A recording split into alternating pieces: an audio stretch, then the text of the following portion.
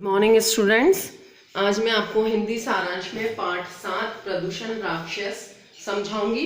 इसके मुख्य पात्र हैं बादल, नीम का पेड़, कोयल, आम का पेड़, बरगद का पेड़, धरती, और जो अहम पात्र है वो है दुष्ट प्रदूषण राक्षस का। यह पाठ एकांकी विधा में रचित है। इस पाठ में पर्यावरण प्रदूषण के दुष्परिणामों को दर्शाया गया है। यह समस्या जो है वह मानव निर्मित समस्या है। इसके दुष्प्रभाव प्रकृति को, वृक्षों को, पृथ्वी को, बादल को, सभी को भुगतना पड़ रहा है। समय रहते यदि इस समस्या को हल नहीं किया गया तो बहुत देर हो जाएगी और पृथ्वी जो है वो रहने योग्य नहीं रहेगी। यह पाठ मैं आपको एक कहानी के तौर पे शॉर्ट में समझा रही हूँ, आप इसे घर पर पढ़ें। नीम का पेड़ कहता है कि ये डरावनी आवाजें कहाँ से आ रही है, मुझे तो बहुत डर लग रहा है। तभी आम का पेड़ कहता है कि आवाजें तो मुझे भी आ रही हैं, पर लगता है कोई खलनायक चीख रहा है। खलनायक यानी दुष्ट व्यक्ति चीख रहा हो। नीम का पेड़ कहता है मुझे तो उसके इरादे अच्छे नहीं लग रहे हैं।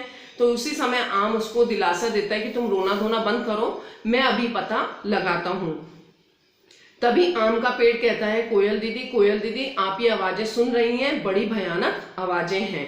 कोयल कहती है हाँ मैं सुन रही हूँ, यह आवाजें दुष्ट राक्षस प्रदूषण की हैं और वह पास ही के जंगल को चट कर रहा है, अभी थोड़ी देर में यहाँ पहुंचता होगा। तो नीम का पेड़ कहता है अरे बाप रे, राक्षस? क्या वह बड़ा सींग वाला है, भयानक है, बड़े बड़े दांत वाला है? तो कोयल कहती है राक्षस तो राक्षस होता है, वह भला सुंदर कैसे हो सकता है? तभी वो कहता है कि वह हमें भी यहाँ आकर खा जाएगा। आम का पेड़ कहता है, कोयल बोलती है राक्षस किसी को नहीं बख्शता, बख्शता यानी छोड़ता, वह सबको निगल जाएगा। कोयल कहती है, नीम का पेड़ कहता है कि क्या वह तुमको भी खा जाएगा? कोयल कहती है कि क्या मैं उसकी मौसी लगती हूँ जो वो मुझे नहीं खाएगा? लेकिन मैं तो अपनी जान बचाने के लिए यहाँ से उड़ जाऊंगी, लेकिन तुम तो जा भी नहीं सकते क्योंकि तुम्हारी जो जड़ें हैं वो धरती में बहुत गहराई तक अंदर तक हैं, इसलिए तुम यहाँ से जा नहीं सकते। नीम का पेड़ कहता है कि इसका मतलब हम सब मारे जाएंगे, तो अब क्या होगा बड़े भैया? वो आम से कहता है। आम कहता है अब मैं क्या बताऊं, मुझे कुछ उपाय भी नहीं सूझ रहा। मैं माँ धरती और पिता बादल को पुकार के हम उनसे पूछते हैं, शायद वे कुछ कर पाए। तभी धरती कहती है बच्चों मैंने तुम्हारी सारी बात सुन ली, मुझे तुम्हारे साथ पूरी सहानुभूति है, लेकिन मैं चाहते हुए भी तुम्हारी मदद नहीं कर सकती। बादल हाँ बच्चों तुम्हारी माँ बिल्कुल ठीक कह रही है। नीम कहता है अरे आप अपने बच्चों की मदद क्यों नहीं कर सकते? धरती कहती है क्योंकि प्रदूषण राक्षस बहुत शक्तिशाली और क्रूर है। तो प्रदूषण का जो राक्षस है वो बहुत क्रूर है। क्रूर यानी कठोर, दुष्ट, शक्तिशाली यानी ताकतवर। तो इस तरीके से वो भी कहते हैं कि हम कुछ नहीं कर सकते हैं। नीम कहता है कि क्या वह राक्षस रावण से बड़ा और कंस से भी अधिक खतरनाक है? आम कहता है राक्षस कितना भी बड़ा और शक्तिशाली क्यों ना हो, वह किसी न किसी के हाथों जरूर मारा जाता है। तभी धरती कहती है पुत्र तुम्हारा यह कहना बिल्कुल ठीक है, लेकिन इस राक्षस का निर्माण तो स्वयं मनुष्य ने करा है। नीम कहता है मनुष्य ने? हाँ मनुष्य ने, उसी ने लोभ, लालच और अपनी गलत नीतियों के कारण इस राक्षस को जन्म दिया है। अतः हमें उनसे उम्मीद नहीं करनी चाहिए कि मनुष्य भी हमारी मदद करेंगे।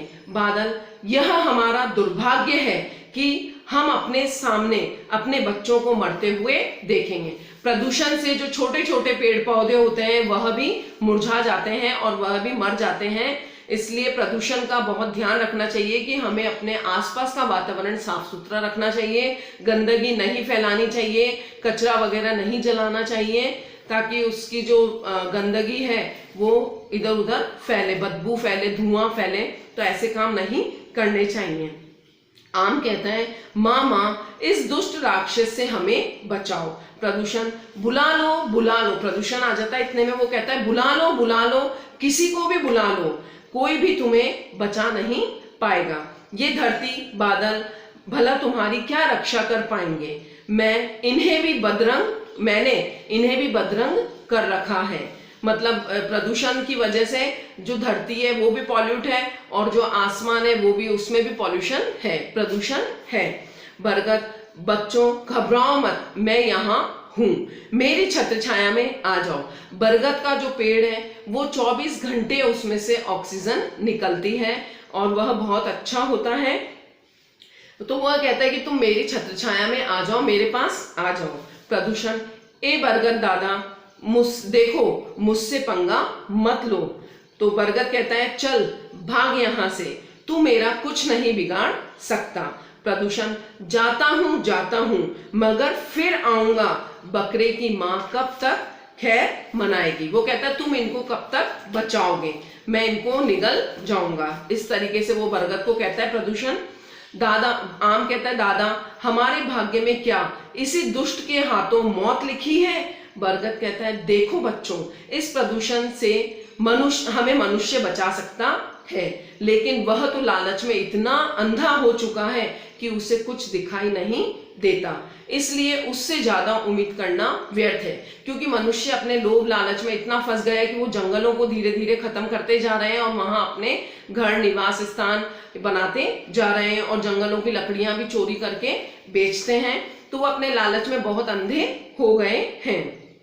नीम कहता है फिर क्या हमें कोई नहीं बचा पाएगा। तो बरगद कहता है अगर धरती को प्रदूषण से कोई बचा सकता है तो वह हम स्वयं हैं, जैसे मैंने अभी तुम्हें बचाया है। आम, धन्यवाद बरगद दादा। बरगद कहता है मैंने तुम्हें बचा लिया, आगे भी बचाऊंगा, अन्य पेड़ पौधों को भी बचाऊंगा। लेकिन नीम कहता है लेकिन तुम्हें मुझसे वादा करना होगा कि तुम बड़े होकर अपने छोटे छोटे भाई बहन, यानी बड़े होकर तुम अपने छोटे छोटे जो पेड़ पौधे हैं उनकी तुम रक्षा करोगे, सुरक्षा करोगे। तो बादल कहता है और मैं भी कोशिश करूंगा कि अधिक जल बरसाऊं, अधिक बारिश होगी तो उससे क्या होगा, प्रदूषण ज्यादा नहीं फैलेगा। लेकिन क्या करूं, जहां जंगल घने नहीं है वहां मैं चाहकर भी बरस नहीं सकता।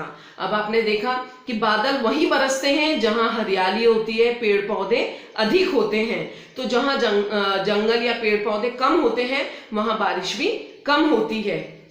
इसलिए हमें अधिक से अधिक पेड़ पौधे उगाने चाहिए। धरती, काश यह बात मनुष्य समझ पाता।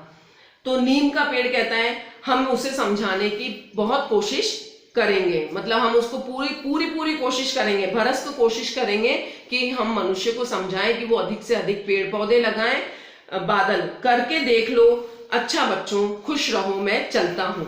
इसके आपको शब्दार्थ पेज नंबर 53 पे दिए हुए हैं। शब्दार्थ आपको कॉपी में लिखना है और इसके जो प्रश्न उत्तर है वो मैं आपको आगे कराऊंगी।